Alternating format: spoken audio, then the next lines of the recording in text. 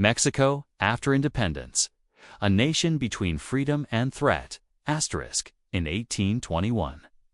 After a grueling 11-year war of independence, Mexico finally cast off the colonial chains of Spanish rule. But the joy of liberation quickly gave way to the harsh reality of governing a fractured and impoverished nation. Born into freedom, Mexico found itself immediately besieged by internal divisions, economic instability, and foreign threats. This is the story of a country struggling to define itself, torn between monarchy and republic, liberals and conservatives, federalism and centralism, and always watching its vast northern territories as both asset and liability. Birth of a fragile nation, 1821, 1823, the dream realized. The struggle begins on September 27, 1821. The Army of the Three Guarantees triumphantly entered Mexico City. The long and bloody war for independence had finally come to an end. Filled the streets, weeping with joy and waving the green-white tread tricolor banner of a new nation. The Spanish colonial yoke, after 3 centuries, had been cast off. Mexico was now free. But the euphoria of independence masked a sobering reality. Mexico had no functioning government, no national identity, and no clear plan for the future. The country was ravaged by war, its economy shattered, and its people divided by ideology, race, and class. The next 2 years would determine whether Mexico could survive as a unified, sovereign republic or collapse under the weight of its contradictions. This chapter traces the birth of independent Mexico, from the fall of Spanish rule to the end of Agustin de Iturbide's short-lived empire. It is the story of high hopes and bitter divisions, of ambitious leaders and fragile institutions, of a nation born free but surrounded by uncertainty. The end of empire and the plan of Igualada. Seeds of Mexican independence had been sown in 1810, when Miguel Hidalgo issued his Grito de Dolores. But a decade of guerrilla war had failed to defeat Spanish forces. That changed in 1820, when political upheaval in Spain weakened Madrid's grip on its American colonies. Liberal reformers in Spain forced King Ferdinand VII to reinstate the 1812 Constitution, limiting monarchical power. Conservative elites in Mexico, fearing liberalism and the loss of their privileges, began seeking independence on their own terms. Enter Agustin de Iturbide, a royalist colonel turned independence leader. In 1821, he forged an alliance with insurgent leader Vicente Guerrero. Their plan of Iguala promised 3 guarantees. Religion, Roman Catholicism, would remain the sole religion. Independence. Mexico would be free from Spain. Union, all social and racial groups would be equal under the law. The plan won support from both conservative elites and former rebels. Iturbide formed the Army of the Three Guarantees, and Spanish resistance crumbled. On August 24, 1821, Spain's local viceroy signed the Treaty of Cordoba, recognizing Mexican independence, although Spain itself would not officially do so until much later. Agustin de Iturbide, from general to emperor with independence secured. The next question was who would lead the new nation. The plan of Iguala had called for a European monarch to take the throne. But when no prince accepted the offer, Iturbide, ready, popular, and in command of the army, seized the opportunity. On May 18, 1822, a military-led demonstration in Mexico City declared Iturbide emperor.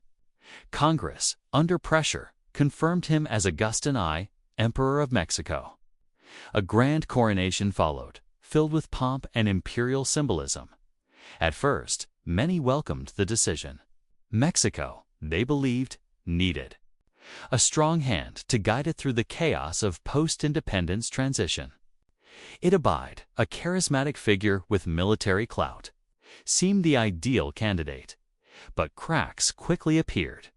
Congress versus Emperor. Iturbide soon clashed with a Republican-minded Congress, which resisted his efforts to rule unilaterally. censorship, and repression. He shut down opposition newspapers and arrested critics. Financial collapse. The imperial government faced bankruptcy. War debts, unpaid soldiers, and the collapse of trade led to rampant inflation. Despite the symbolism of empire, the reality was dire. The countryside was lawless. Regional caudillos acted as warlords, and the government could barely function. Social fragmentation and economic ruin Mexico's problems. In 1821 were not only political. The very fabric of society was strained to the breaking point. Racial hierarchies. Although the plan of Iguala promised equality, deep racial and class divisions remained. The Creole elite continued to dominate, while indigenous peoples and Afro-Mexicans faced marginalization. Land disputes. Many rural communities had been displaced during the war. Land ownership was concentrated in the hands of a few. Peasant unrest simmered. Church power. The Catholic Church remained a powerful force, owning vast tracts of land and influencing social life. Liberal reformers viewed it as an obstacle to progress. The economy was in shambles. Mines abandoned. Trade routes disrupted. No national bank or credit system. Inflation devalued currency, leading to riots in cities like Puebla and Veracruz. People who had celebrated freedom now questioned what independence truly meant. Republican resistance and the plan of Casa Mata. By late 1822, discontent had spread. Republicans who had fought for independence now saw Iturbide as a dictator. The final blow came from his former ally, Antonio López de Santa Anna, who launched a revolt in Veracruz. Santa Anna, joined by other disaffected generals like Vicente Guerrero and Guadalupe Victoria, issued the plan of Casa Mata in early 1823. It called for the end of the empire, new constituent congress. Creation of a republic. Iturbide's support eroded rapidly. Provinces declared for the plan of Casa Mata. Even the military turned against him. On March 19, 1823, facing no path forward, Agustin de Iturbide abdicated the throne and went into exile. Collapse of the empire and the Republican transition. After Iturbide's fall, a provisional government took control. A triumvirate headed by Pedro Celestino Negrete, Guadalupe Victoria, and Nicolas Bravo oversaw the transition. A new Congress was convened to draft a Republican constitution. The empire had lasted barely 10 months, but unity remained elusive. Regional leaders still resisted central authority. Foreign powers refused to recognize the new government. Spain plotted to retake its former colony. Meanwhile, Iturbide, exiled to Europe, attempted a return in 1824. He landed in Tamaulipas, but was immediately arrested and executed by firing squad. Once hailed as the father of independence, Iturbide had become a tragic figure, condemned by the very republic he helped create. Conclusion: the fragile foundations of independence. By 1823, Mexico was independent, but far from stable. It had tried monarchy and rejected it. It was moving toward republicanism. But the path ahead was uncertain.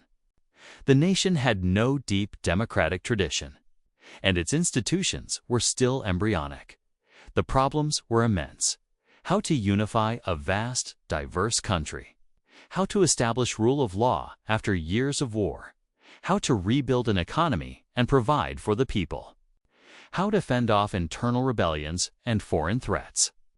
Mexico's birth as a nation was filled with idealism, sacrifice, and bold dreams. But it was also marred by infighting, authoritarian impulses, and harsh realities.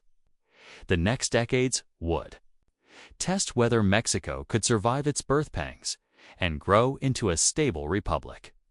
The age of empires was over. The age of caudillos, constitutions, and civil wars had begun.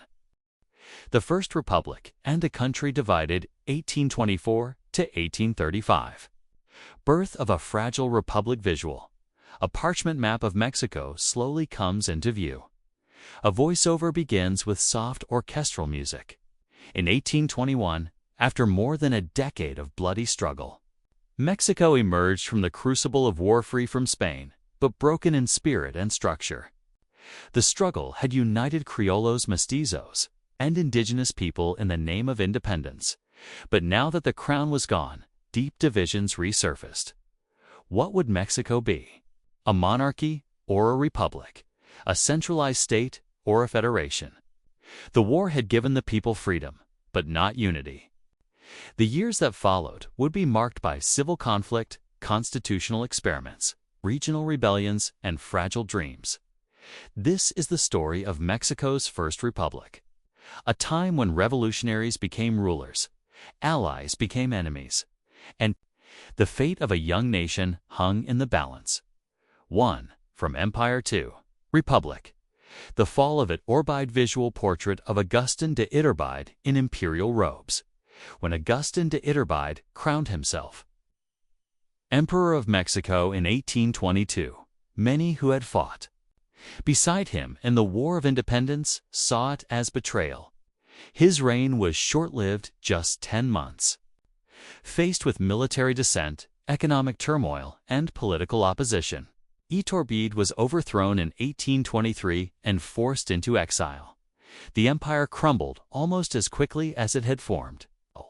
The dream of monarchy was replaced with a bolder ambicina.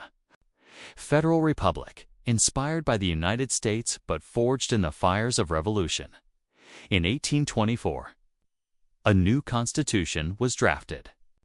The Federal Constitution of the United Mexican States created a republic composed of 19 states and 4 territories, each with significant autonomy. The presidency would be shared in principle, but power plays quickly began. Point 2. The Constitution of 1824. Hope and Fracture. Visual ink. Sketches of the Constitution being signed, intercut with state maps. The Constitution of 1824 was modeled after the U.S. Constitution, but with its own distinctly Mexican elements. It recognized Catholicism as the sole official religion, banned the monarchy, and emphasized state rights. This federalist model was embraced in theory, but not in practice.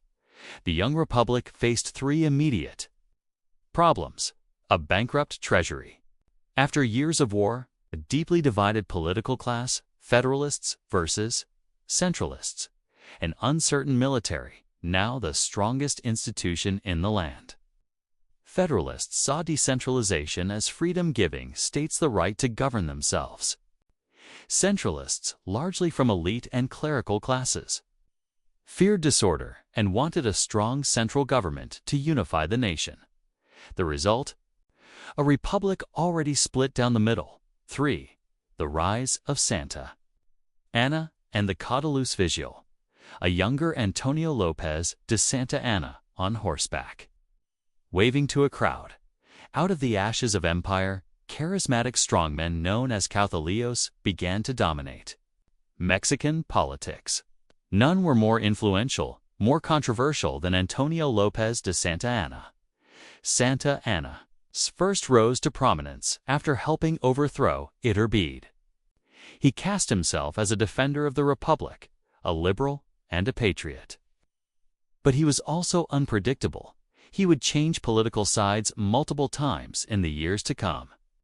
Santa Anna represented a new kind of Mexican leader, not a philosopher or a statesman, but a military man with popular appeal. His ambition and ego would shape the future of Mexico, for better or worse. For Guadalupe Victoria, Mexico's first president. Visual. Formal painting of President Guadalupe Victoria in October 1824. Guadalupe Victoria became Mexico's first constitutionally elected president. A hero of the independence movement, Victoria was a committed federalist and reformer. But his presidency was fraught with crises. Under his administration, the government struggled with debt and inflation. Spain attempted a failed reconquest. In 1829, the Mexican Navy was born but with limited resources. Victoria tried to unify the country, but his efforts were undermined by powerful local leaders, weak institutions, and deepening factionalism. Still, he is remembered for not clinging to power, voluntarily stepping down in 1829, a rare act in the unstable years to come. 5. The Vice Presidency Crisis. Gómez Pedraza versus Guerrero visual. Heated debates in a candlelit Congress chamber. After Victoria came one of the most bizarre and chaotic transfers of power in Mexican history. In Iturbide, Manuel Gómez Pedraza won the presidential election, but Vicente Guerrero, the revolutionary general, contested the result. Riots erupted in Mexico City. Santa Anna, ever the opportunist, backed Guerrero. Under pressure, Pedraza fled. The capital, Guerrero was installed as president in 1829, but his term would be short-lived. His radical reforms, such as the abolition of slavery, earned him enemies among elites. In 1831, he was overthrown by his own vice president, Anastasio Bustamante, and later executed, a national hero condemned by the Republic he helped create. 6. The growing Federalist-Centralist divides visual. A cracked map of Mexico, regions shaded red and blue to show opposing factions throughout the 1830s. Political life in Mexico was defined by the Federalist-Centralist struggle. Centralists, many aligned with the church and military, believed the country needed order, not autonomy. Federalists countered that decentralization was essential for democracy. The country soon devolved into regional revolts, especially in Zacatecas, Tamaulipas, and Texas. Even Texas. Each state had its own militias, governors, and ambitions. The dream of national unity was breaking apart. And looming behind it all was the question, who controls the army? 7. Bustamante. Repression and rebellion visual. Soldiers enforcing martial law in a town square. President Anastasio Bustamante ruled with a firm hand. Supported by conservative elites, his government cracked down on dissent, closed liberal newspapers, and persecuted Federalists. Among his fiercest opponents were valiant Gómez Farías and Lorenzo de Zavala, progressive thinkers who envisioned a more democratic Mexico. In 1832, a civil war erupted again. Bustamante's forces faced off with Santa Anna, who switched sides once more to lead a liberal uprising by the end of 1832. Bustamante resigned, and Santa Anna marched triumphantly into Mexico City, his popularity at its peak. 8. Santa Anna's first presidency and the Constitution under siege visual. Santa Anna waving from a palace balcony as crowds cheer. Santa Anna became president in 1833, with Valentin Gómez Farías as his vice president. But Santa Anna had little interest in governance. He repeatedly left the capital, leaving Farías to implement liberal reforms, reducing the power of the Catholic Church, cutting military budgets, reforming education. These measures enraged conservatives. Santa Anna, seeing which way the wind was blowing, returned to overthrow his own vice president and dismantled the federal constitution. By 1835, the First Republic was dead. In its place rose a centralist republic, a reversal of everything the Constitution of 1824 had promised. 9 seeds of secession. Texas and the North rebel visual. The plains of Texas, with settlers raising the Lone Star flag. One of the most fateful consequences of the centralist shift was the rebellion in Texas. American settlers, who had moved into the region under Federalist agreements, now resisted the authority of a distant, autocratic central government. The seeds of the Texas Revolution were planted in these years of constitutional reversal and growing authoritarianism. What began as internal Mexican conflict would soon attract international attention and intervention. Conclusion: a house-divided visual. A candle snuffs out in slow motion, transitioning to a darkened map of Mexico. Between 1824 and 1835, Mexico experimented with democracy, federalism, and reform. But fragile institutions, entrenched power structures, and military interventionism tore the young republic apart.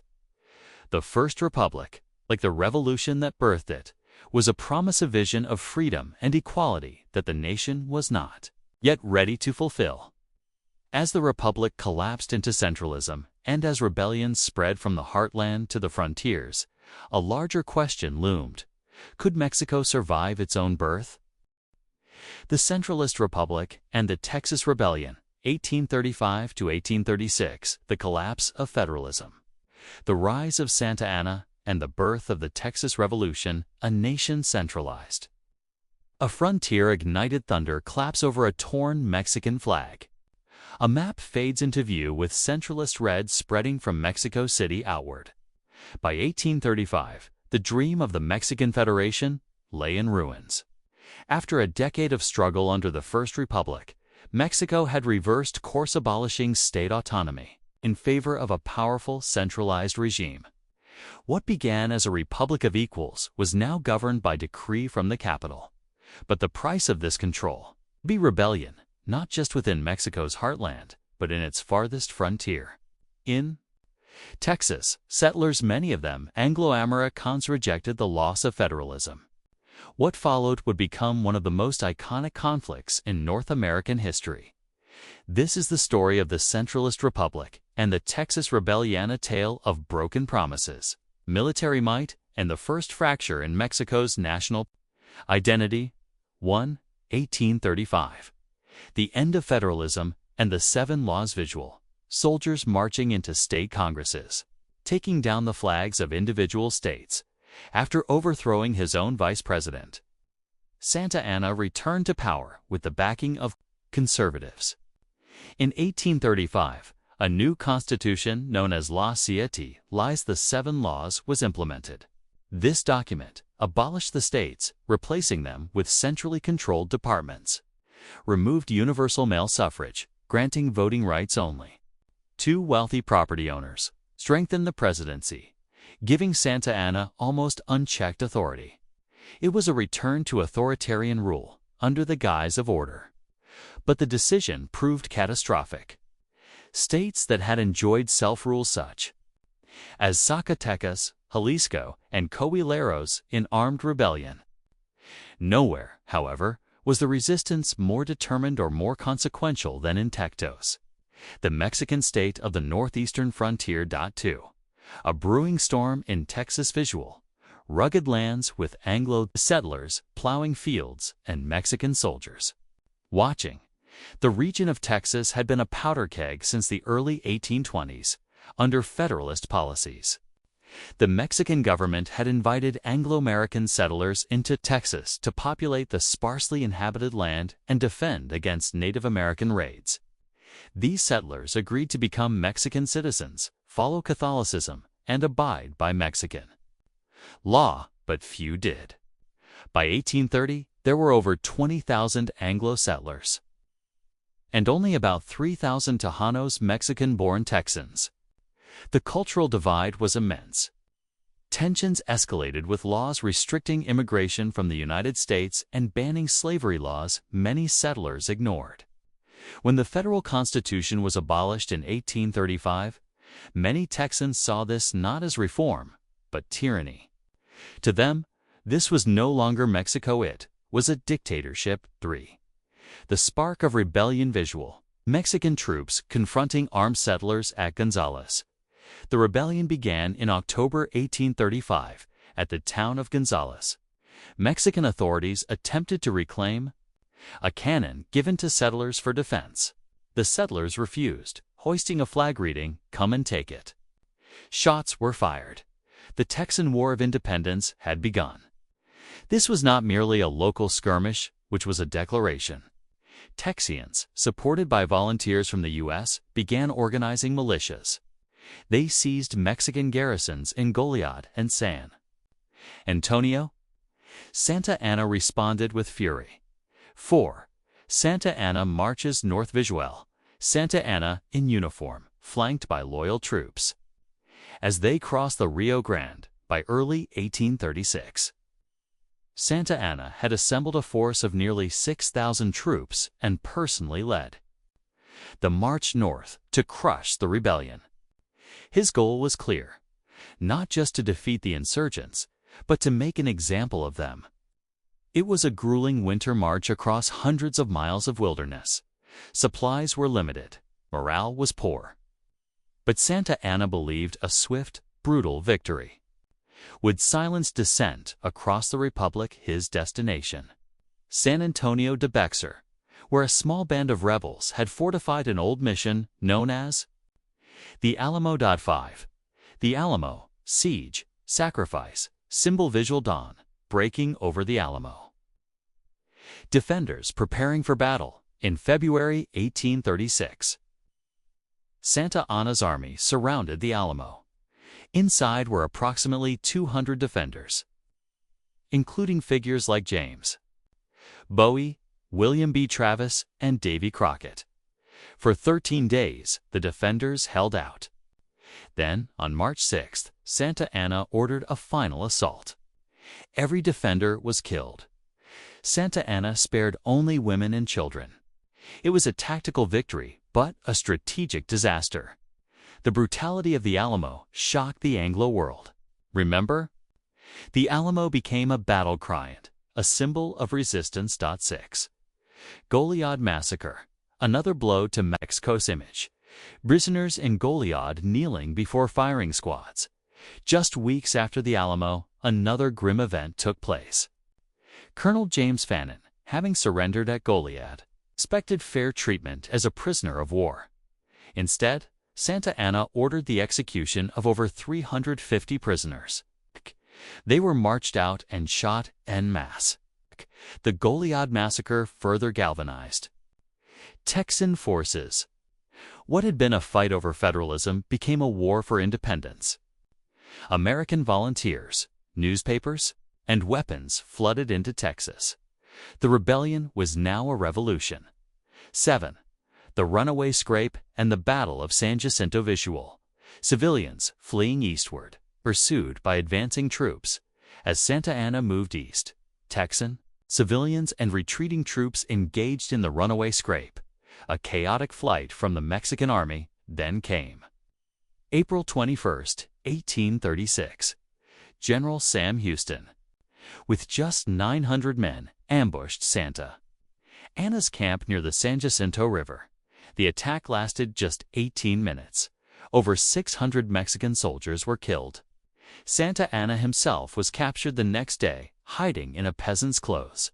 In exchange for his life, he signed the treaties of Velasco, granting Texas its independence.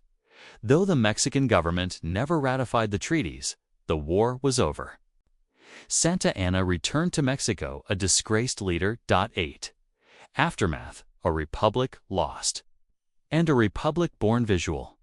The Texas flag rises over a battlefield. Santa Anna returns to Mexico City in shame. In the months that followed, the Republic of Texas declared itself an independent nation. The Mexican army withdrew south of the Rio Grande.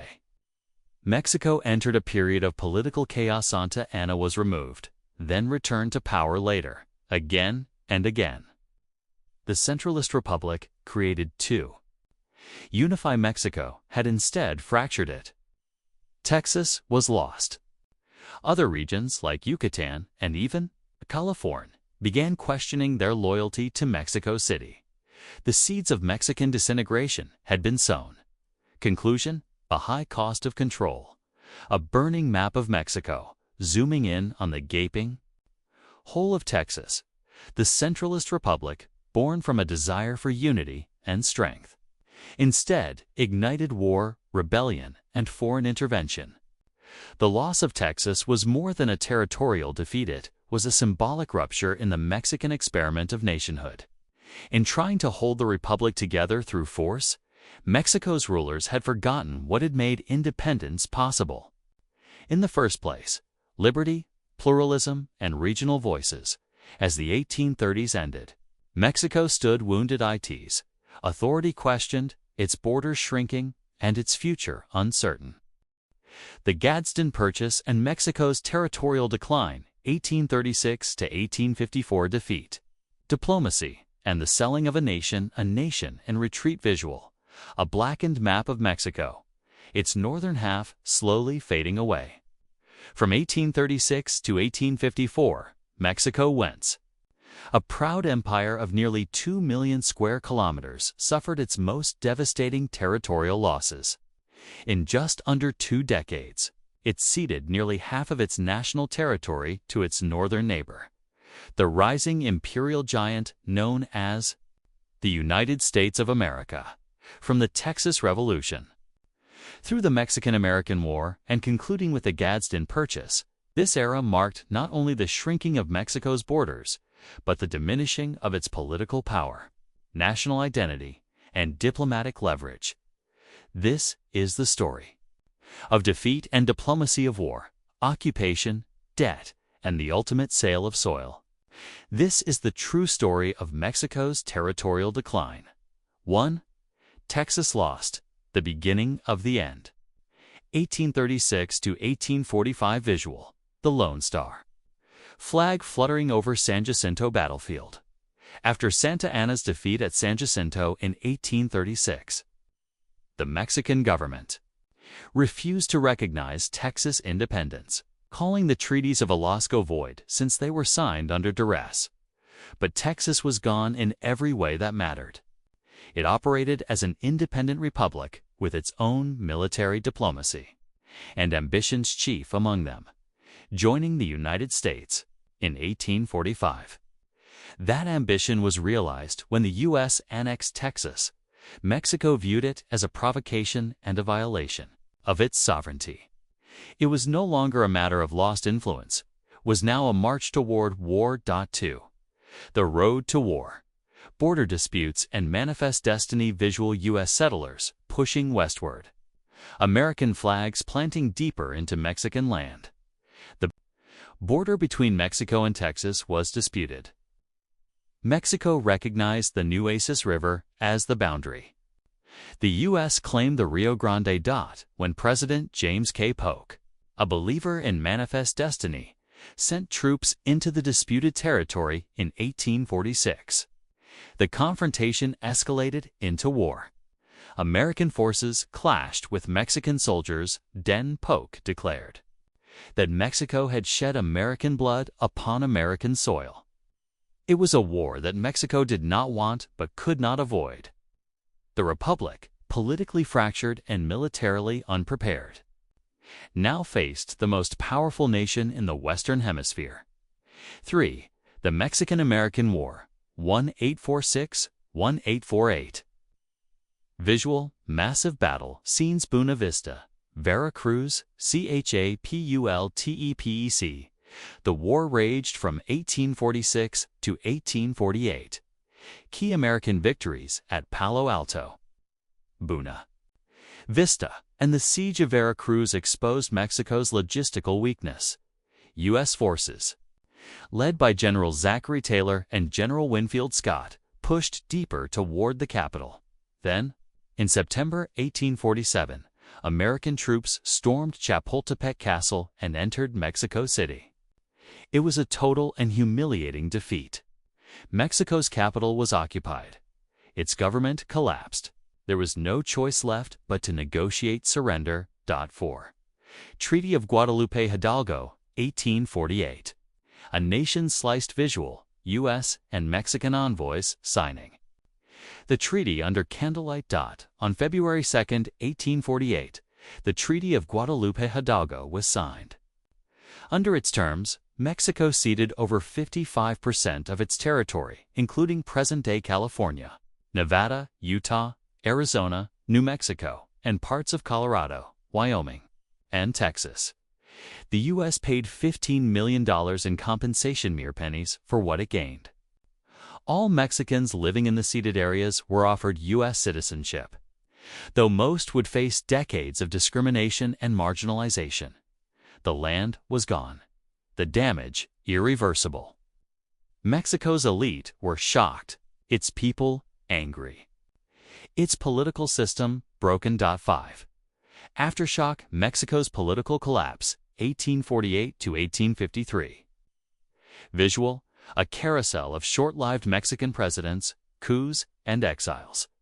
The war's end did not bring peace. Instead, it ushered in years of internal chaos. In just 5 years, Mexico would have 6 different presidents, multiple military coups, and failed uprisings. A treasury drained from war, with no way to repay foreign debts. The people blamed the politicians. The politicians blamed each other. Out of the rubble, one man returned Antonio Lopez de Santa Anna. Yet again, in 1853, Santa Anna was brought back from exile and granted dictatorial powers. But with the country broke, his rule would hinge on selling the one thing Mexico had left: land. 6. The Gadsden Purchase, a deal born in debt, 1854. Visual: a diplomatic meeting in Mexico City, U.S. flags beside maps of Arizona. By the early 1850s, the United States wanted more land not for conquest, but for commerce. The dream of a southern transcontinental railroad required a stretch of flat desert land in southern Arizona and southwestern New Mexico territory still owned by Mexico. Enter James Gadsden, U.S. Minister to Mexico. Santa Anna, desperate for cash, agreed to sell 29,670 square miles of land for $10 million. The agreement, signed in 1854, was known as the Gadsden Purchase. It was the final territorial loss. What was once a vast continental empire stretching to Oregon and Florida was now a wounded republic stripped of its north, vulnerable to rebellion and burdened with shame. 7. The price of territory: gold. Railroads and empire. Visual: gold miners in California, trains crossing the desert, and U.S. flags planted across the West. The land Mexico lost was rich in natural resources and strategic value.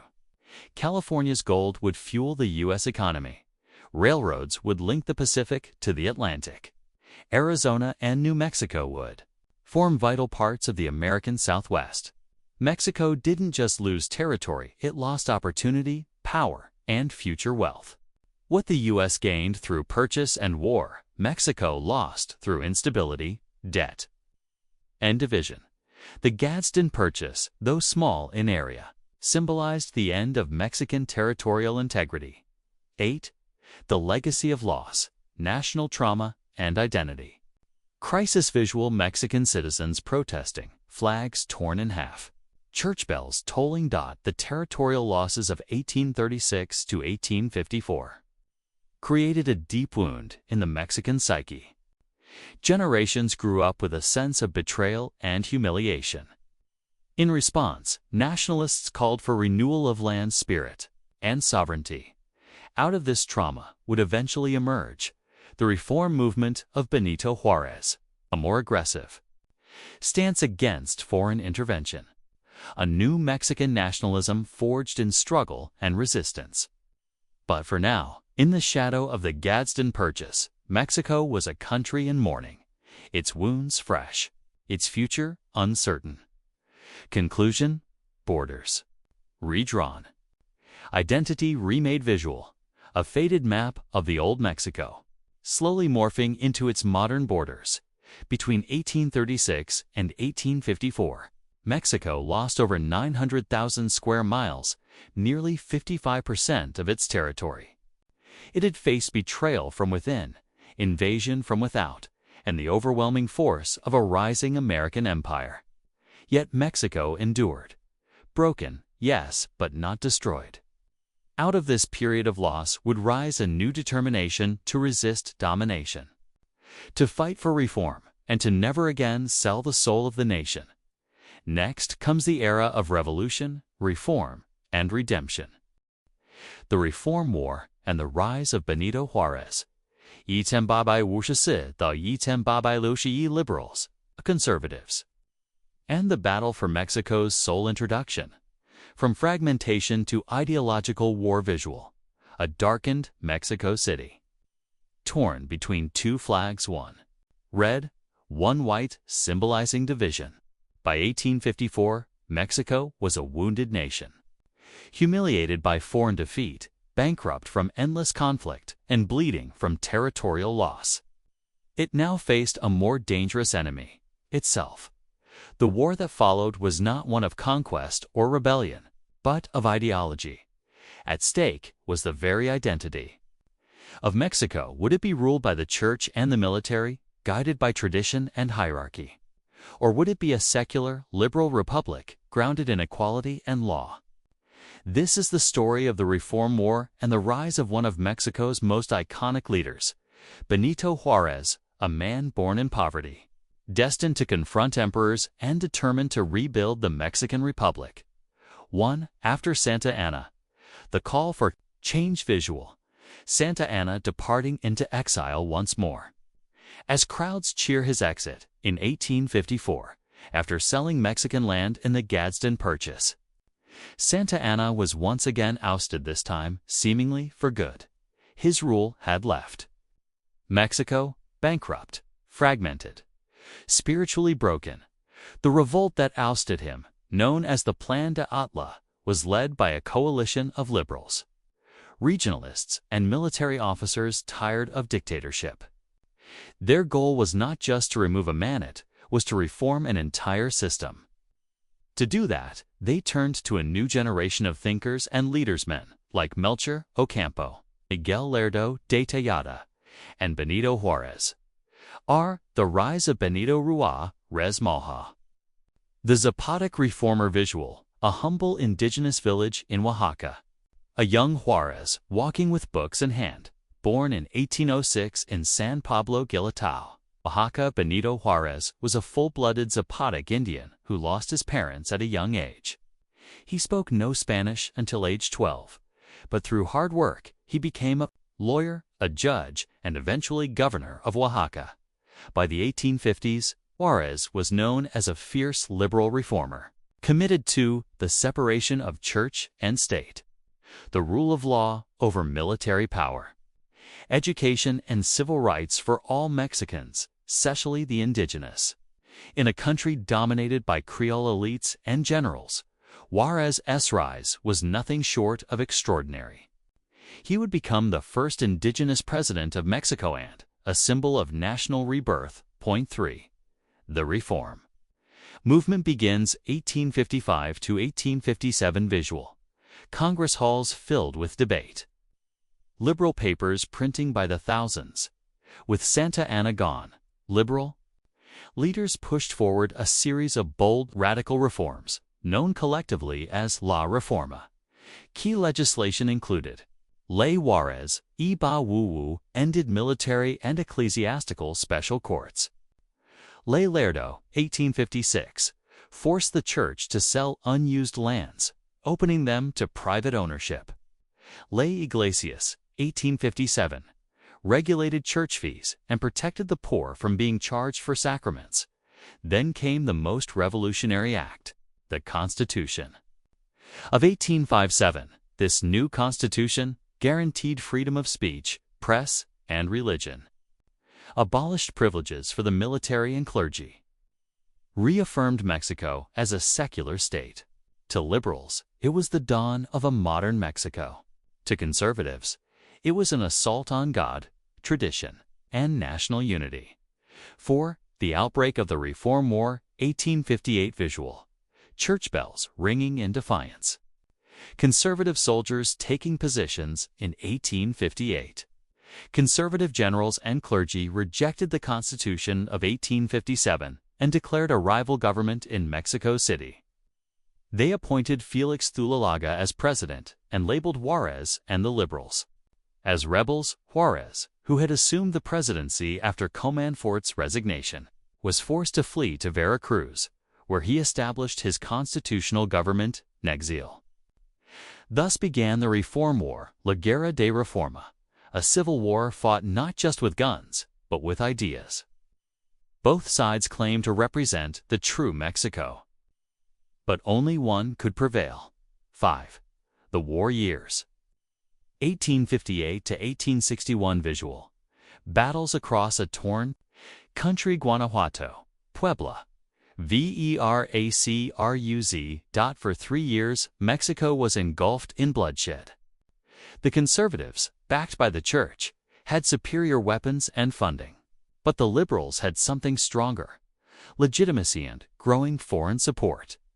Key moments included the Siege of Veracruz, where Juarez refused to surrender despite bombardment; the Battle of Calpalapan, 1860, where Liberal General Jesus González Ortega decisively defeated conservative forces; the flight of conservative leaders and the collapse of their regime. In January 1861, Juarez entered Mexico City in triumph. The liberal republic was restored, but at a high cost. Tens of thousands were dead. Cities lay in ruins, and new dangers loomed just beyond the horizon. 6. Victory and fragile peace. Visual: Juarez in his presidential office, surrounded by legal texts and a worn flag. Now president in fact and law, Juarez wasted no time consolidating liberal reforms. The church was stripped of political power. Clerical lands were sold. Military privileges were curtailed. But problems remained. Mexico was deeply in debt, especially to European powers. The conservative elite, though defeated militarily, still held wealth and influence. The country was exhausted, its institutions weak. Juarez's triumph was incomplete. His next challenge would not come from within, but from across the Atlantic. As France, Britain, and Spain prepared to collect on Mexico's debts, the nation's sovereignty was once again at risk. 7. Juarez's legacy begins. Visual: Juarez giving a speech to citizens in Oaxaca. Young children watching, inspired. Even amid turmoil, Juarez pushed forward with land reform to break up monopolies and empower peasants. Secular education, expanding literacy and science-based schooling. Legal codification to ensure that justice, not generals, governed the land. Though his presidency faced resistance, Juarez's influence reshaped Mexican politics for generations. He embodied a new idea of Mexican leadership: not colonial, not military, but constitutional and indigenous. Conclusion: the struggle for the soul of Mexico. Visual: a sunrise over a battered fruit, Mexican flag flying above the National Palace. The reform. War wasn't just a battle between liberals and conservatives, it was a war for Mexico's future. Would it be a country beholden to clerics and caudillos, or a secular republic governed by laws? In Benito Juarez, Mexico found more than a leader, it found a symbol of hope. But the road ahead would not be peaceful. The next chapter would see foreign invasion, imperial ambition, and national resurrection. The Reform War and the rise of Benito Juarez. 1854到1861, liberals, conservatives. And the battle for Mexico's soul, from fragmentation to ideological war. Visual: a darkened Mexico City, torn between two flags, one red, one white, symbolizing division. By 1854, Mexico was a wounded nation, humiliated by foreign defeat, bankrupt from endless conflict, and bleeding from territorial loss. It now faced a more dangerous enemy: itself. The war that followed was not one of conquest or rebellion, but of ideology. At stake was the very identity of Mexico. Would it be ruled by the church and the military, guided by tradition and hierarchy? Or would it be a secular, liberal republic, grounded in equality and law? This is the story of the Reform War and the rise of one of Mexico's most iconic leaders, Benito Juarez, a man born in poverty, destined to confront emperors, and determined to rebuild the Mexican Republic. 1. After Santa Anna, the call for change. Visual: Santa Anna departing into exile once more. As crowds cheer his exit in 1854, after selling Mexican land in the Gadsden Purchase, Santa Anna was once again ousted, this time seemingly for good. His rule had left Mexico bankrupt, fragmented, spiritually broken. The revolt that ousted him, known as the Plan de Alu, was led by a coalition of liberals, regionalists, and military officers tired of dictatorship. Their goal was not just to remove a man, it was to reform an entire system. To do that, they turned to a new generation of thinkers and leadersmen like Melchor Ocampo, Miguel Lerdo de Tejada, and Benito Juárez. The rise of Benito Juárez Malhal. The Zapotec reformer visual. A humble indigenous village in Oaxaca. A young Juárez walking with books in hand. Born in 1806 in San Pablo Galitao, Oaxaca, Benito Juárez was a full-blooded Zapotec Indian who lost his parents at a young age. He spoke no Spanish until age 12, but through hard work he became a lawyer, a judge, and eventually governor of Oaxaca by the 1850s. Juárez was known as a fierce liberal reformer, committed to the separation of church and state, the rule of law over military power, education and civil rights for all Mexicans, especially the indigenous. In a country dominated by Creole elites and generals, Juárez's rise was nothing short of extraordinary. He would become the first indigenous president of Mexico and a symbol of national rebirth. Point 3. The Reform Movement begins 1855 to 1857 visual. Congress halls filled with debate. Liberal papers printing by the thousands. With Santa Anna gone, liberal leaders pushed forward a series of bold, radical reforms known collectively as La Reforma. Key legislation included Ley Juárez. Iba Wuwu ended military and ecclesiastical special courts. Ley Lerdo, 1856, forced the church to sell unused lands, opening them to private ownership. Ley Iglesias, 1857, regulated church fees and protected the poor from being charged for sacraments. Then came the most revolutionary act, the Constitution of 1857. This new constitution guaranteed freedom of speech, press, and religion, abolished privileges for the military and clergy, reaffirmed Mexico as a secular state. To liberals, it was the dawn of a modern Mexico. To conservatives, it was an assault on God, tradition, and national unity. For the outbreak of the Reform War, 1858 visual, church bells ringing in defiance. Conservative soldiers taking positions in 1858. Conservative generals and clergy rejected the Constitution of 1857 and declared a rival government in Mexico City. They appointed Felix Zuloaga as president and labeled Juárez and the liberals as rebels. Juárez, who had assumed the presidency after Comonfort's resignation, was forced to flee to Veracruz, where he established his constitutional government in exile. Thus began the Reform War, La Guerra de Reforma, a civil war fought not just with guns, but with ideas. Both sides claimed to represent the true Mexico, but only one could prevail. 5. The War Years 1858 to 1861 visual. Battles across a torn country. Guanajuato, Puebla, Veracruz. For 3 years, Mexico was engulfed in bloodshed.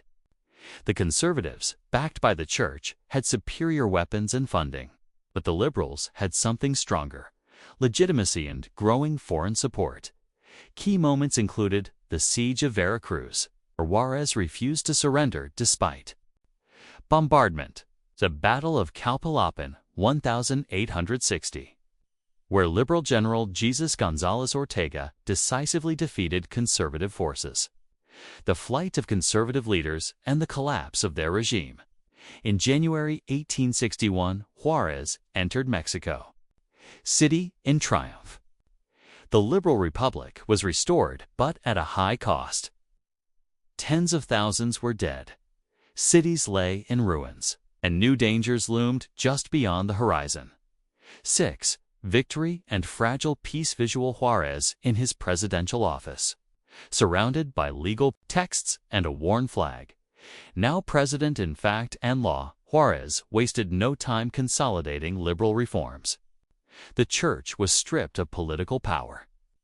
Clerical lands were sold. Military privileges were curtailed. But problems remained.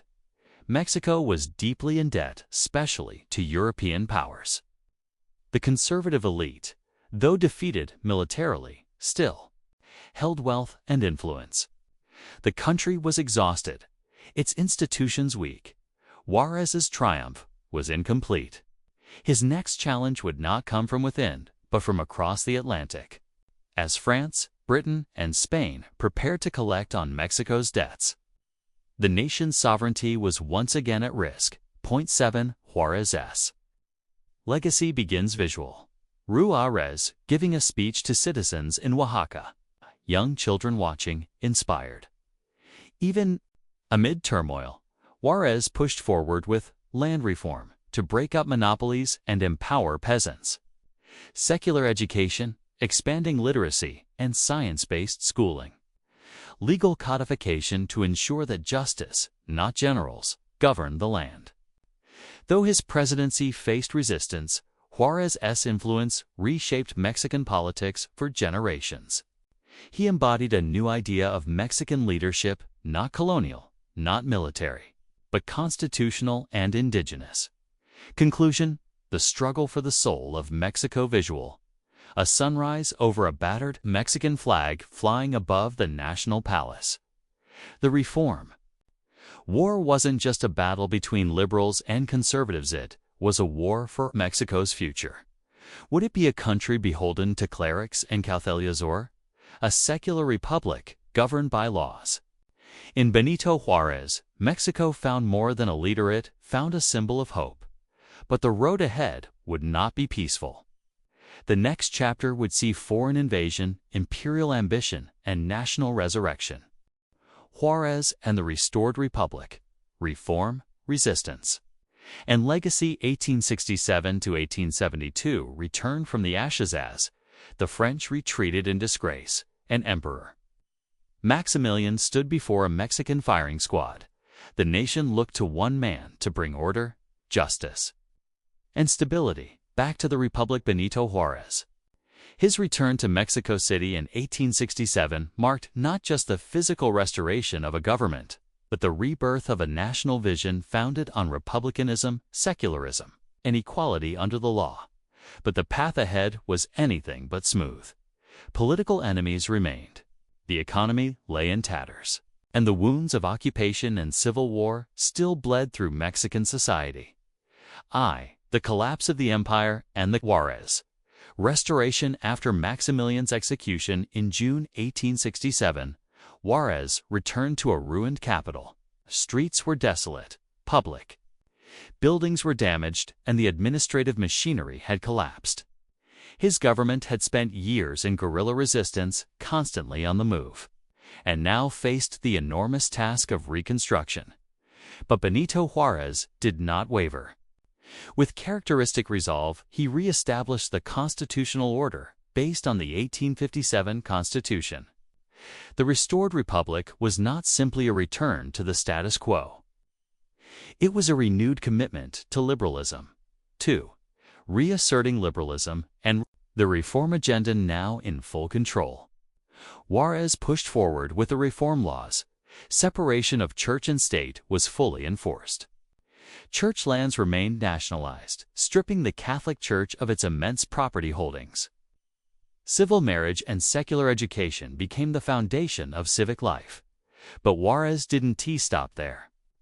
Determined to prevent another foreign intervention or monarchist resurgence, he strengthened the national army and expanded education across rural Mexico, aiming to build a citizenry loyal to the Republic. Enemies on all fronts. Conservative backlash and political isolation, despite victory, Juárez found himself politically isolated. The conservatives, though beaten militarily, were not ideologically defeated. They criticized Juárez as authoritarian and accused him of ruling by decree.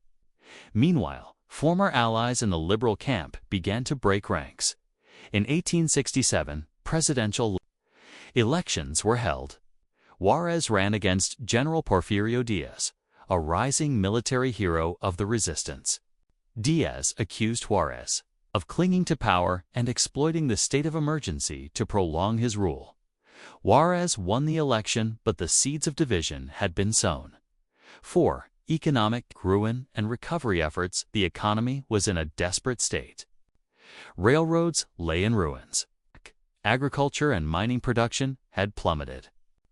Foreign credit had evaporated. Juarez implemented fiscal reforms, reopened trade routes, and invited foreign investment. However, his refusal to bend to foreign capitalist demands meant economic recovery was slow and incremental. Still, institutions like the Banco Nacional de Mexico were created, and infrastructure projects were restarted, albeit with limited resources. Education, secularism, and nation-building. Juarez believed the long-term survival of the republic depended not just on laws or armies, but on minds. He launched an ambitious plan to expand public education. Hundreds of secular schools were built. Teacher training colleges were established. Indigenous communities were targeted for inclusion. Despite cultural and linguistic barriers, this educational mission sought to erode centuries of ecclesiastical dominance and create a modern, literate, and republican citizenry.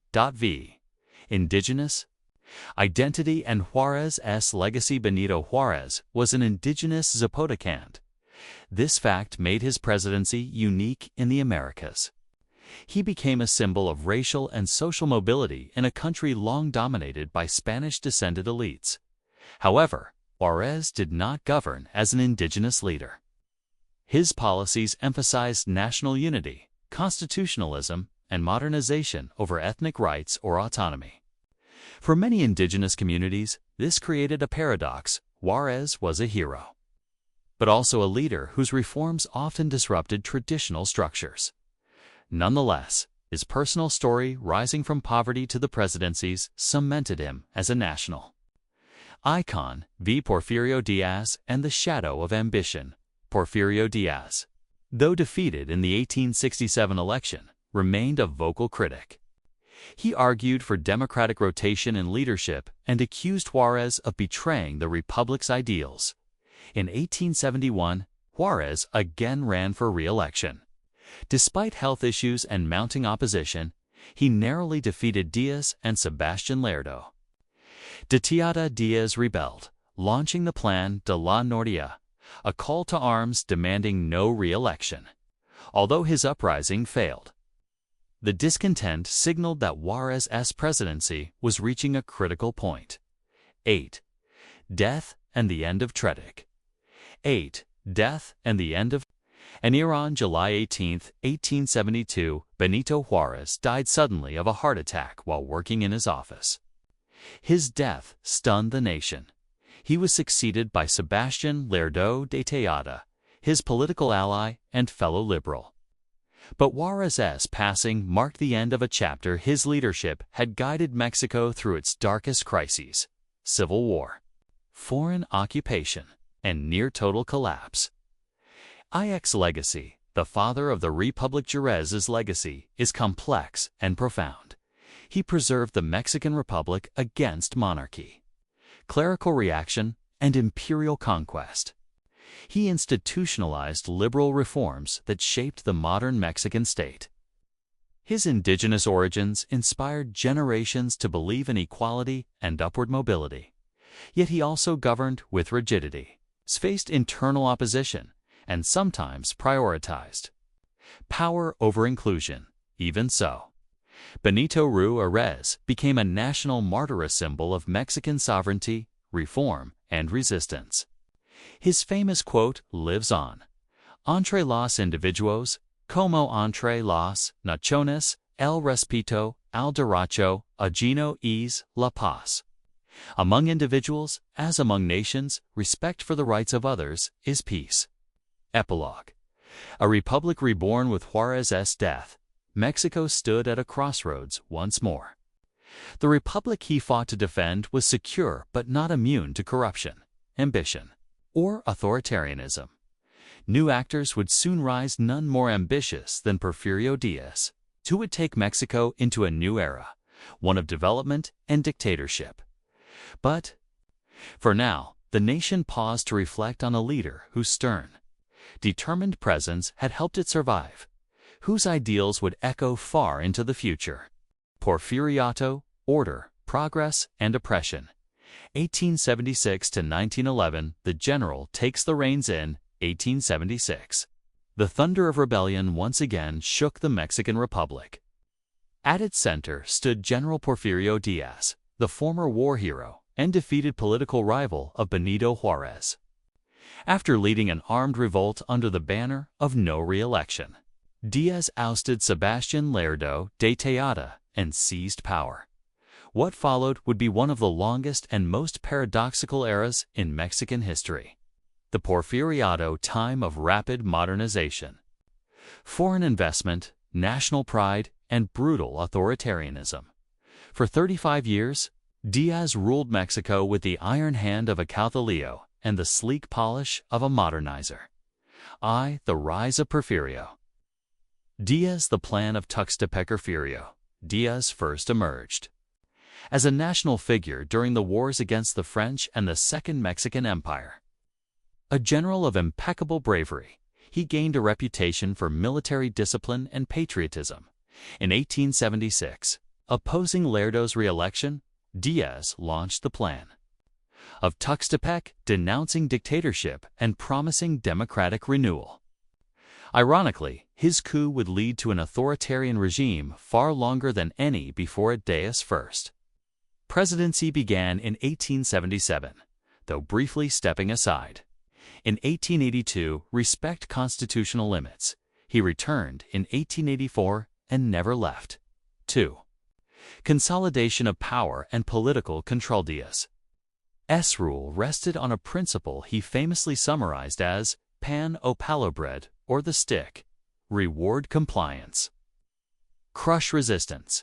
He systematically neutralized opposition through cooptation or exile, controlled elections at all levels, appointing loyalists as governors and mayors, censored the press and restricted civil liberties, centralized power, turning the presidency into an imperial throne. The judiciary became a rubber stamp, Congress a ceremonial chamber. Mexico became a dictatorship, cloaked in the language of democracy. The vision of order and progress. Diaz believed that political stability was a prerequisite for national development. Drawing from European models, particularly French positivism, he promoted scientific rationalism, científicos, in governance, foreign investment in railroads, mining, oil, and agriculture, modernization of urban centers, infrastructure, and communication. Under his rule, railroads expanded from 600 kilometers in 1876 to over 19,000 kilometers by 1910.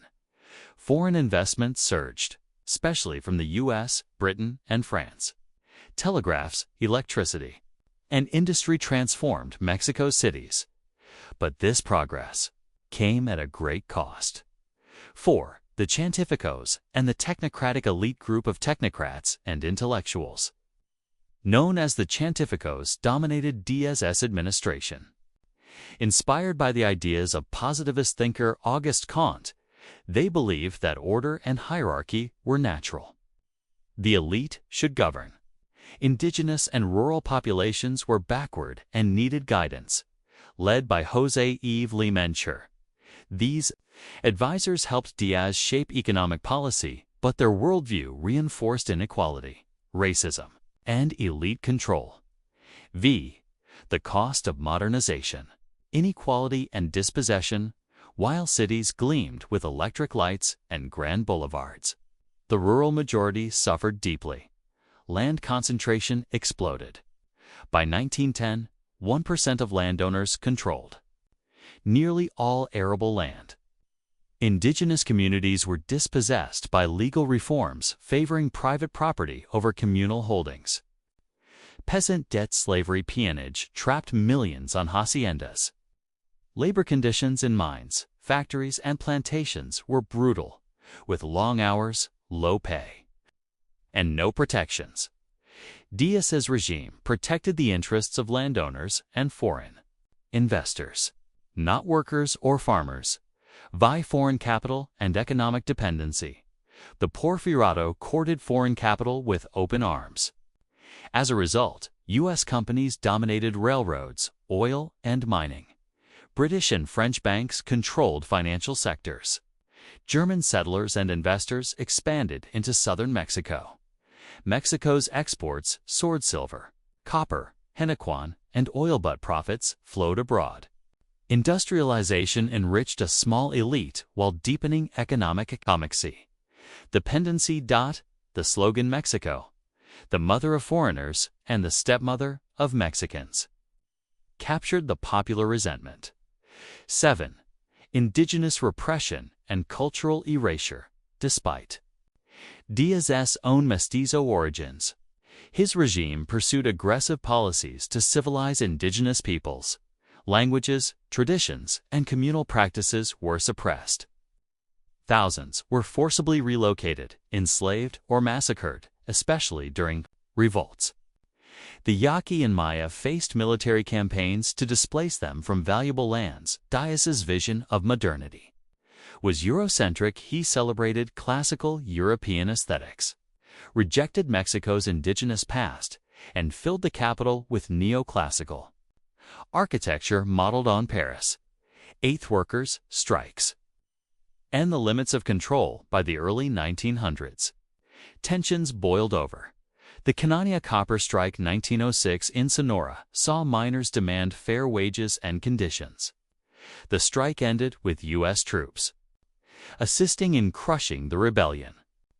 The Rio Blanco textile strike, Yal Jioling T, ended in bloodshed after troops fired on unarmed workers. These events signaled that beneath the surface of Porfirian order was growing working-class unrest.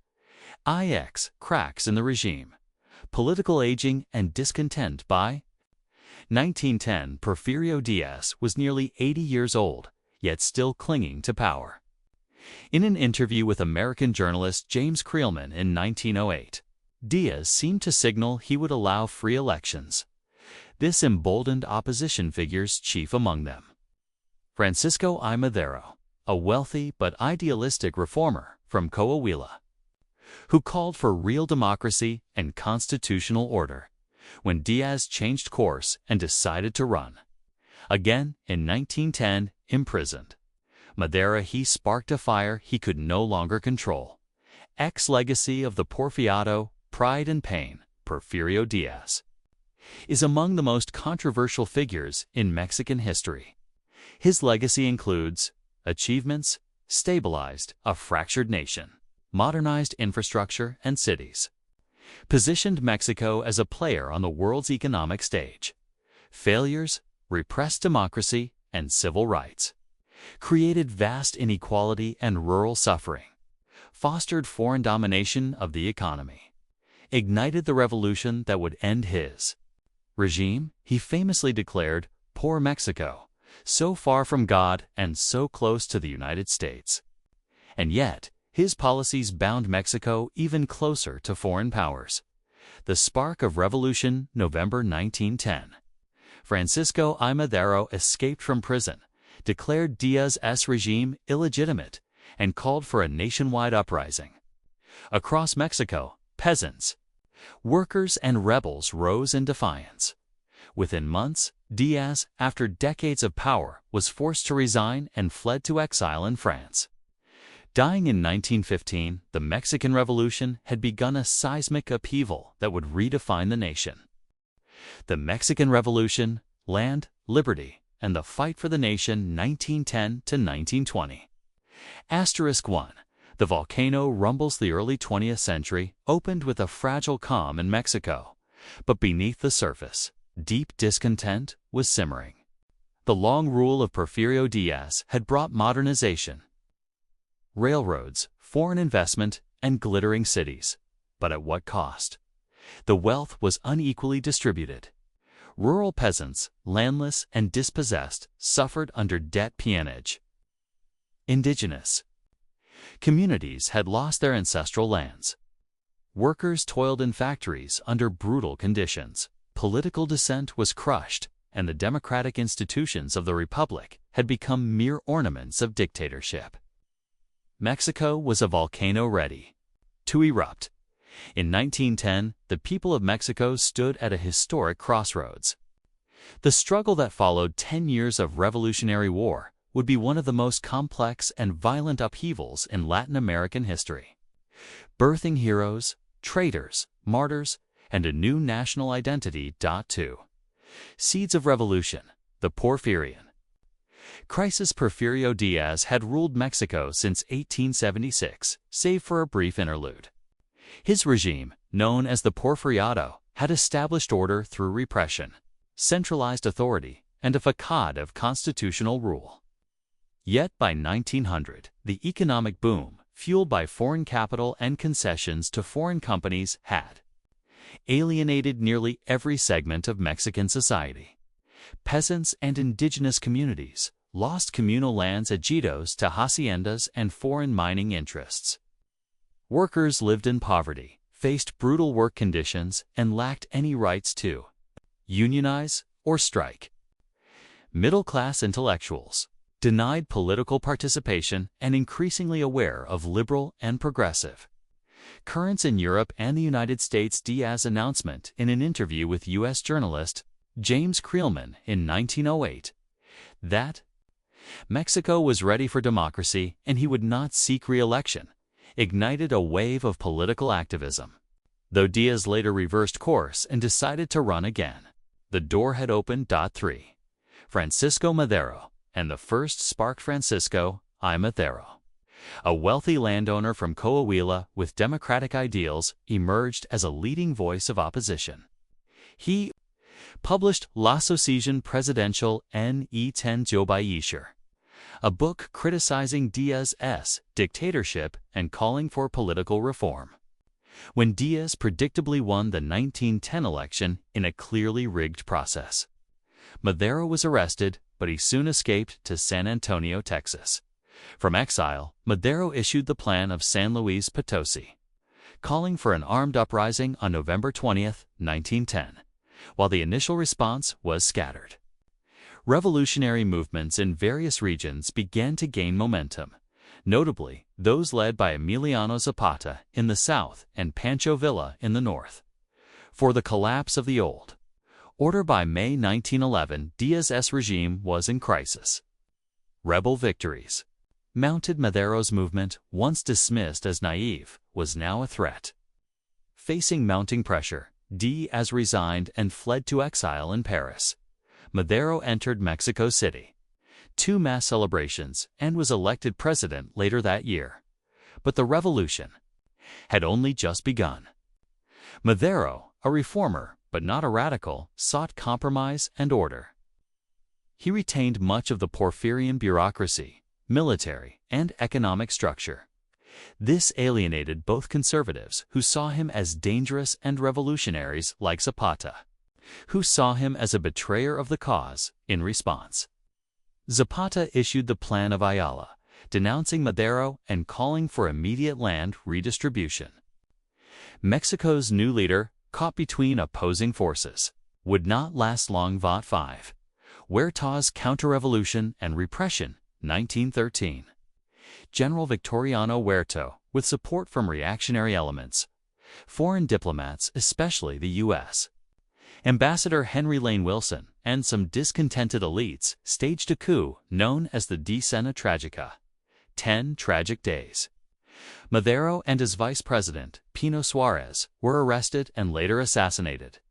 Huerta proclaimed himself president, ushering in a brutal military dictatorship. He repressed revolutionaries, reinstated the Porfirian order, and ruled with an iron hand. But resistance quickly organized. Venustiano Carranza, governor of Coahuila, issued the Plan of Guadalupe, refusing to recognize Huerta. Kela, Zapata, and Alvaro Obregón joined the fight. The U.S., now under Woodrow Wilson, withdrew support from Huerta and occupied Veracruz in 1914. under pressure from within and abroad. Huerta fled in July 1914, but rather than peace, Mexico now descended into civil war. 6. The rise of Carranza. Villa and Zapata with Huerta gone, the revolutionary factions turned on each other. The Convention of Aguascalientes 1914 attempted to unify the leaders, but ideological and personal rivalries proved too great. Zapata, a champion of indigenous and peasant rights, remained committed to radical agrarian reform. Villa, the charismatic northern general, demanded social justice and regional autonomy. Carranza, more moderate and constitutionalist, prioritized rebuilding state institutions and limiting radical change. Obregón, a brilliant general aligned with Carranza, provided military strength. Civil war broke out between the constitutionalists Carranza and Obregón and the conventionists Villa and Zapata. Battles raged across the country. In 1915, Obregón decisively defeated Villa's forces at the Battle of Celaya, marking a turning point. The U.S. recognized Carranza's government in 1916. Zapata, isolated in the South, continued guerrilla warfare until his assassination in 1919.7. Revolutionary factions, alliances, and betrayals. The period from 1915 to 1920 was marked by shifting alliances, betrayals, and constant bloodshed. Key developments included Constitution of 1917, promoted by Carranza. This groundbreaking document included Article 27, land reform and national ownership of natural resources. Article 123, labor rights, including an 8-hour workday and the right to strike. Separation of church and state. Despite these progressive reforms, implementation lagged, especially in rural areas. Zapata's death was a severe blow to peasant hopes. Villa, while reduced in power, remained a symbol of the revolutionary North.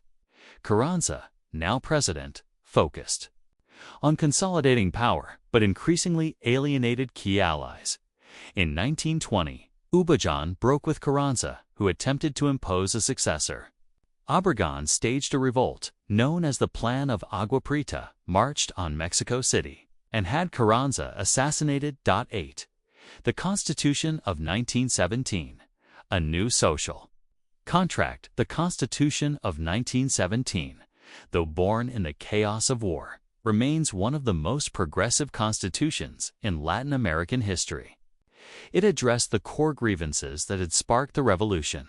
Land reform, authorized redistribution of land, aimed to restore ejidos and dismantle large haciendas. Labor rights, legalized unions, strikes, and improved working conditions. Education and secularism, promoted free, secular public education and curtailed church influence, though implementation would be uneven for decades. The Constitution laid the ideological foundation for post-revolutionary Mexico, one that blended nationalism, social justice, and a strong central state. 9. The revolution's cost, blood, fire, and hope. The Mexican Revolution was among the deadliest conflicts in Latin American history, with over 1 million deaths, nearly 10% of the population. The country's economy was shattered. Infrastructure was destroyed. Families were torn apart. Yet out of this chaos emerged a new vision for Mexico. The revolution gave voice to the previously voiceless peasants, workers, and indigenous peoples. It challenged foreign domination. It ignited a cultural renaissance that celebrated Mexican identity, from Diego Rivera's murals to revolutionary corridos. But it also left scars: authoritarianism, internal division, and militarized politics. 10. Legacy of the Revolution, a nation reborn. By 1920, the Mexican Revolution had fundamentally reshaped the nation. The Porfirian era was gone. A new generation of leaders, Obregón, Plutarco, Elias, Calles, and later Lázaro Cárdenas, would carry forward its legacy. The revolution produced a modern, centralized state, a nationalist ideology rooted in social justice, a powerful ruling party that would dominate politics for the rest of the 20th century, the PRI. Deep myths and legends that continue to shape Mexican identity today. Zapata's rallying cry, Tierra y Libertad, land and liberty, still echoes across the country, a reminder that the revolution was not just about power, but about the people. Rebuilding a nation post-revolutionary Mexico and the PRI's rise 1920 to 1940 out of revolution. A new BGINA in jazz, the dust settled on the violent battlegrounds of the Mexican Revolution. A battered but determined nation emerged. The scars of civil war, millions dead or displaced, infrastructure decimated, and a country divided between revolutionary ideals and political pragmatism now gave way to a new struggle: how to rebuild. Between 1920 and 1940, Mexico undertook a sweeping project of national reconstruction. The post-revolutionary era was not a clean slate, but it was a rare opportunity to rewrite the rules of governance, society, and national identity. This chapter explores how revolutionary leaders transitioned from warriors to administrators, how radical reforms clashed with entrenched interests, and how one party, the Institutional Revolutionary Party, PRI, emerged as the dominant force that would shape Mexican politics for the next 70 years. 1. The aftermath of the Mexican Revolution by 1920. Mexico had seen a full decade of upheaval. Francisco Madero, Emiliano Zapata, Pancho Villa, and Venustiano Carranza had all risen and fallen. The revolution had not only changed who held power, but also what power meant in Mexico. The 1917 Constitution, one of the most progressive of its time, had promised land redistribution, labor rights, and limits on foreign ownership of natural resources. Yet implementing those ideals was another matter entirely. Mexico was in ruins. Railroads lay in shambles. Cities had been bombarded and looted. The economy had ground to a halt, and rural areas were especially devastated. Most importantly, the revolution had left a power vacuum. The question was, who would fill it? 2. Obregon's REIGN 1922-1924. Consolidation and compromise. Álvaro Obregón, a brilliant general and charismatic leader, seized the presidency in 1920 with military force and political savvy. He had defeated Carranza and brokered deals with Villa and other remaining revolutionaries. His strategy for rebuilding Mexico was a careful mix of reform and reconciliation. Obregón embraced some of the promises of the revolution. He pushed for land redistribution under Article 27 of the Constitution and supported labor unions. However, he was also pragmatic. He recognized that to stabilize the country, he needed the support of the military, conservative landowners, the Catholic Church, and the United States. Obregón's administration began the process of rebuilding state institutions, particularly education, under the visionary leadership of José Vasconcelos. A campaign of cultural nationalism flourished as Vasconcelos promoted literacy, indigenous identity, and the murals of Diego Rivera and José Clemente Orozco. Yet Obregón's reforms were limited. Land reform was sluggish, and many hacendados, large landowners, resisted redistribution. When Obregón stepped down in 1924, the presidency passed to his ally, Plutarco Elias Calles, ushering in a more radical and controversial period. 3. Calles and the Maximado 1924–1934. The state vs. the church. Plutarco Elias Calles, a staunch secularist and economic nationalist, believed in a strong central state and the supremacy of civil law over religious influence. His administration was marked by two major battles: the Cristero War and economic modernization. The Cristero Rebellion, 1926 to 1929, was one of the most dramatic and bloody chapters of post-revolutionary Mexico. When Cales enforced anti-clerical laws from the 1917 Constitution, such as banning public worship and expelling foreign priests, devout Catholics, particularly in rural western Mexico, rose in armed revolt. Cristeros clashed with federal troops in a brutal religious civil war that left around 90,000 dead. Cales, meanwhile, pushed forward policies of land reform and labor protection. He nationalized some industries, imposed tariffs to protect Mexican businesses, and attempted to reduce dependence on foreign oil companies. However, his secular authoritarianism alienated many. And by Iturbide, when Obregón won re-election and was then assassinated by a religious fanatic. Cales effectively ruled Mexico through puppet presidencia period, known as the Maximado. During these years, 1928 to 1934, Cales controlled the presidency behind the scenes and established the National Revolutionary Party (PNR) in 1929, the direct predecessor to the PRI. The PNR was designed to bring stability through an institutionalized party structure, rather than continuing cycles of military coups and cautelio. Rule 4. Cardenismo, reform radicalized. 1934 to 1940, the real revolution returned with Lázaro Cárdenas, who assumed the presidency in 1934, though Cales believed he had installed a loyal puppet. Cárdenas would surprise everyone by asserting independence and initiating some of the most transformative policies in Mexican history. Cárdenas and land reform. Cárdenas redistributed more land than all his predecessors combined, granting over 45 million acres to peasants in collective ejidos. He strengthened peasant unions and labor federations, helping organize the Confederation of Mexican Workers (CTM) and the National Peasant Confederation (CNC). The expropriation of oil, 1938. In a dramatic act of nationalism, Cárdenas expropriated all foreign oil companies operating in Mexico and created PEMX, Petróleos Mexicanos, a state-run oil monopoly. This move angered the U.S. and Britain, but electrified the Mexican public. It marked a turning point in asserting economic sovereignty and became a cornerstone of Mexican pride.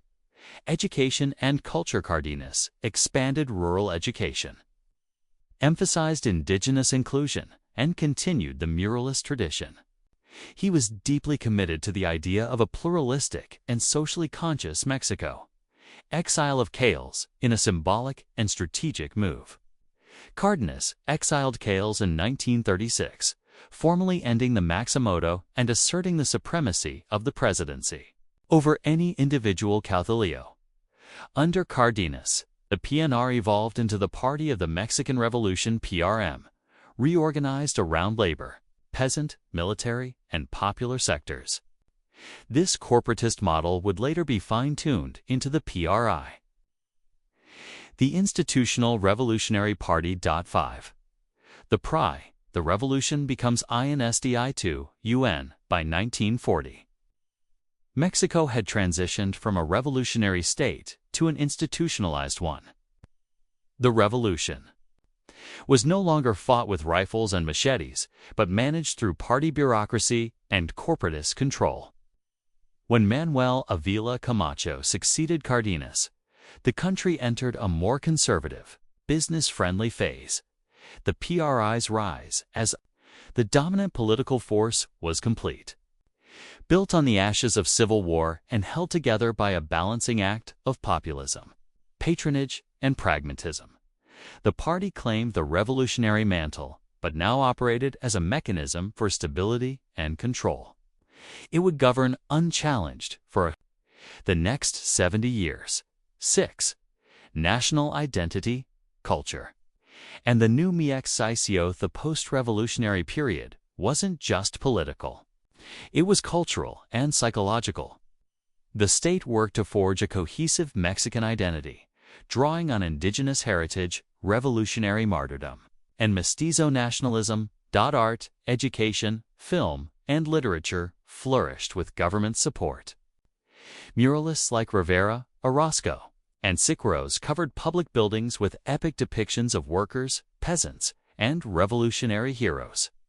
The Ministry of Public Education published books in native languages, and the concept of Mexicanidad became central to school curricula. This identity building helped unify a deeply fractured society. Despite ongoing inequality and regional disparities, Mexicans increasingly viewed themselves as participants in a shared national story born out of the Revolution. 7. Conclusion. From revolution to our regime between 1920 and 1940, Mexico rebuilt from the ashes of its revolution, not perfectly, not peacefully, but with remarkable endurance. The country saw the promises of the revolution: land reform, labor rights, education, national sovereignty to partially fulfilled under leaders like Obregón, Calles, and especially Cardenas. But the price of stability was the consolidation of a single-party system under the PRI. The revolution had been institutionalized, and, in doing so, its radical edge was blunted. Still, the era laid the foundations for modern Mexico, its identity, its political structure, and its ongoing struggles with democracy, justice, and equality.